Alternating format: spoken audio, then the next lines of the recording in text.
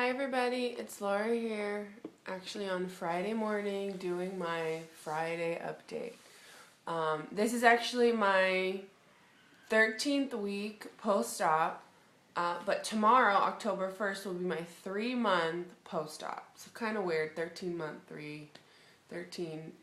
week, 3 month, because there's an extra Friday in October. Anyway, this is kind of going to be a different video, an extra long video, I guess. I normally do pretty short ones. Because I'm going to add in some extra stuff at the end, some pictures of 3 different months. One of the pictures says June, but that was done like a couple of days before my surgery. So it's more like a July picture, but it's kind of like my real before picture. And then the July one was done at the end of July. So 1 month after a little bit, and then I don't have an August one, so I have a September one. So kind of like a progression of photos. I meant to do them at the end of August, but instead I did it in the beginning of September.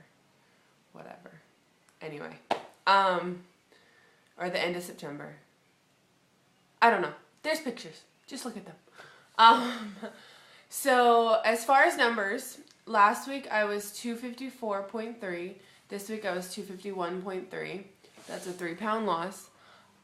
What did I do different this week than I did last week or the past couple weeks? I guess I've been doing the C25K. I've been pushing a little bit harder. I don't know. I really don't know.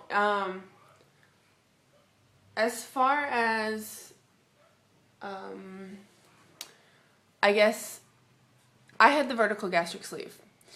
And I feel like with the sleeve, as opposed to, say, the band, there's kind of, not necessarily guaranteed weight loss, because people do have stalls, and I've had stalls before. But if you're exercising, and if you're making sure you're getting your protein, I mean, it's pretty much, it seems like I got stuck in the 270s, and now it just seems like I've been steadily losing. Eat small portions, don't overstuff yourself. I mean, I'm not going to say that I've been perfect. I've had chocolate almost every night this week, but not like a whole pint of chocolate. I've had, like a little piece of candy bar, or I've had a Skinny Cow 50-calorie, fudge pop or something. So I know some people have been talking about why they chose their surgeries. People choose the band, I think, because it's popular. It's a little frustrating at times. I've seen from the videos, people have issues with finding their sweet spot, being too full, having their fills too full. Sorry, that's my cat. It seems harder with the band, and with the sleeve, I got rid of a part of my stomach. It's not there. And yeah, my stomach can stretch, but it can happen with the lap band too. And, I chose this one because I still have a sweet tooth, and I didn't want to get sick to my stomach with having the gastric bypass or Roux-en-Y, because I wanted to have a piece of chocolate or something. I didn't want that to happen to me. And so that's why I chose the sleeve. It seemed like the best of both worlds, because I was really stuck on the lap band at first. And then I think because a lot of the commercialism was in my brain, with all the commercials and stuff, and I was not going to do the Roux-en-Y or the gastric bypass. That was not an option for me. So this was the best of both worlds. I know there's not a lot of people out there who are more than, say 6 years post-op, but, I'm going to make it work for me. And I'm not going to let myself get back to 347 pounds that I was. Not going to happen.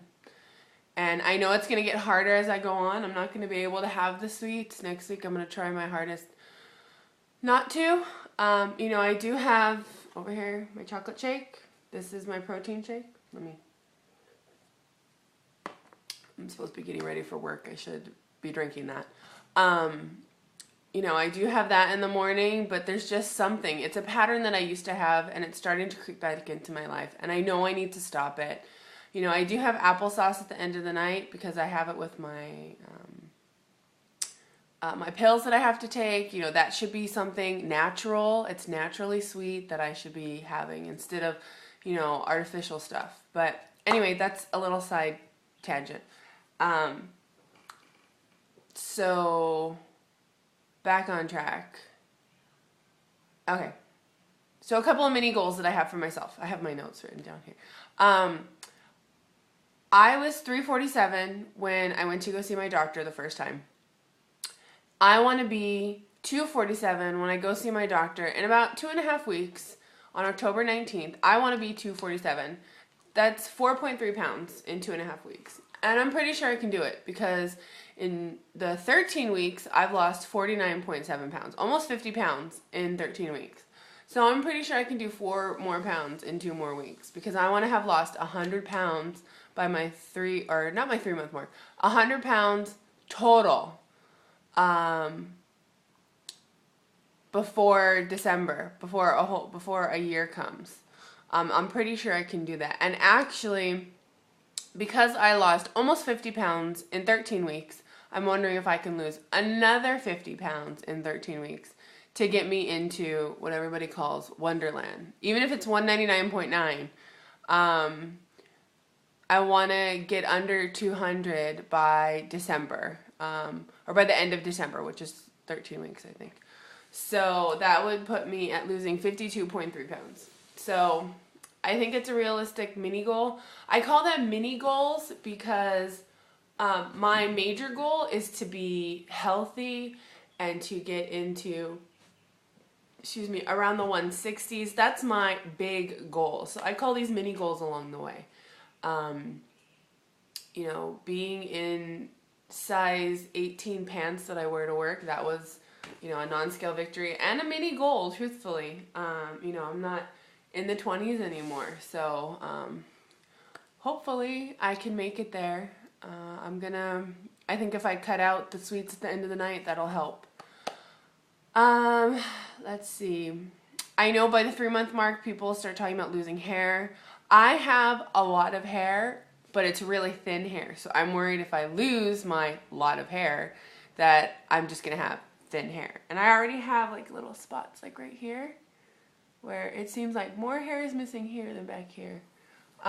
You know, my hair, I dye my hair, I treat my hair, whatever. I do all kinds of things to my hair. So, when I, brush my hands through my hair comes out. And your hair is supposed to come out. But I have noticed that there's been a little bit more than usual. But it's not, I don't look like I'm, going bald or something. So that's good. I'm glad. Let's see. A lot of people were talking about body acne. I get acne on my face around the time of my menstrual cycle. But I have been noticing body acne, which I've never had before. I would get some sorry if this is too gross, get some in between my thighs because my thighs rub together. So you get, body acne. But under my arms and, on my back a little bit, it's really weird where I'm getting acne that I've never had before. And even in high school, I didn't have that much acne. So it's kind of weird to be getting it. On my face is not too bad, but it's my body acne. So that's kind of weird. As far as my topics we're talking about, that was about it. I have a couple of things I'm going to splice together. I have the pictures, and then I have another video that I did kind of doing my daily life and what I do. And a couple of things that I use. I started talking about it a little bit in the video. I talked about these. I called them 3-inch dumbbells. They're not. They're 3-pound dumbbells. I use these. I said that I use them, but I didn't say how. I have the Biggest Loser Last Chance workout with Jillian Michaels, and she kicks my ass. It's just a last chance all-body cardio workout, and then they have the leg workout, which kills me, and then there's the arm workout. But those are the ones that I do. I also have Biggest Loser Yoga. I don't really use that one. I tried it once, and it was just too hard for me. So I'll probably get back to it maybe a little bit later. But that's like a whole hour of yoga, and I don't really do that. So, and then I also have a cardio max workout, which has all these different cardio things. But the one I use the most is the Last Chance workout with Jillian Michaels. I find it really motivating. I find her really motivating. You know, I like Bob, but I feel like she's more motivating. And on my phone, I think I talked about this already, but I'll say it again. The C2 5K app, I had to pay for it. I think it was like $2. It wasn't too bad. But I find it very useful. It tells you when it's time to run. It gives you, the phone vibrates. It gives you a ding to let you know that it's time to run. On this past one, I've been doing 3 minutes, and when you're running the 3 minutes, she'll be like 2 minutes left, and then 1 minute left, and then, you know, last run coming up, or things like that. So I find that very useful. I know I talked about MyFitnessPal. I don't use it technically to chart myself, but I do use it to figure out like protein in something, like how many calories are in 3 strawberries or whatever, you know, something like that. I am not a calorie counter, a protein counter. I know I probably should be. It would probably help aid in losing pounds even faster. But I feel like if I am making the right choice, like choosing, you know, if I get a plate of food, like my husband and I go out to eat, and I get, you know, say the grilled chicken breast with mashed potatoes and broccoli or whatever.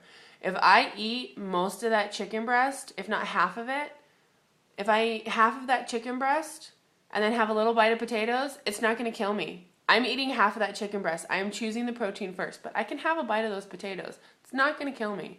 But if I eat half of that chicken breast and I'm feeling full, and then I decide, you know what, I still want to have the potatoes, then it hurts. But, you know, I'm learning my body, and I know protein first.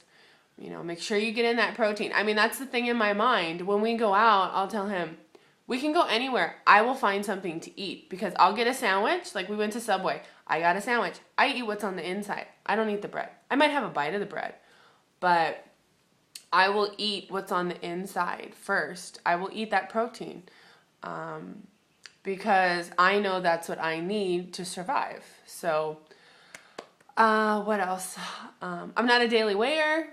I used to be before, when I was trying to lose the weight before surgery, but I stopped because I don't want that scale to control me. I maybe get on it out of 7 days out of the week. I would say maybe I get on it 3. Kind of. I get on my weigh-in date. Sometimes I'll get on it, you know, just to see how I'm doing before my weigh-in. I have tried getting on in the morning and then getting on at night and see how much I've gained in like food, which is not usually that much, but I'm not a daily weigher. I don't want that scale to control me. You know, maybe as I get closer to my goal, I will be like, how many did I lose now? How many did I lose now? But right now, I know I'm steadily losing. I know I'm making good choices because it's showing on the scale, and it's showing in my body too. I'm a preschool teacher. I'm able to run around and chase the kids at work now. Before, it was like, forget that. I'd be sweating buckets. I couldn't do it. So I feel good now. I was going back and watching some of my videos, and it was just like, is that me? I mean, I know it's only been 12 weeks, but was that me? That was really me? How did I even live like that? You know, that was my body. It was ridiculous. So, okay, 13 minutes in. And I don't know how long my other video is, so I probably should stop. But a quick thank you to all my new subs. I have new subscribers. I know it took me this long to say thank you, but thank you. Let's see. If you want to find me on Facebook, my username is lstaw5883 at hotmail.com. That's where you can find me. It's my weight loss page. And if anyone has any questions, send me something. I kind of just talk about what my week was. So if you want to hear any specifics, just let me know. Send me a message, or you can leave me comments, and I'll try and answer your questions, okay? So I hope you guys have a great week, and I'll talk to you later. Bye.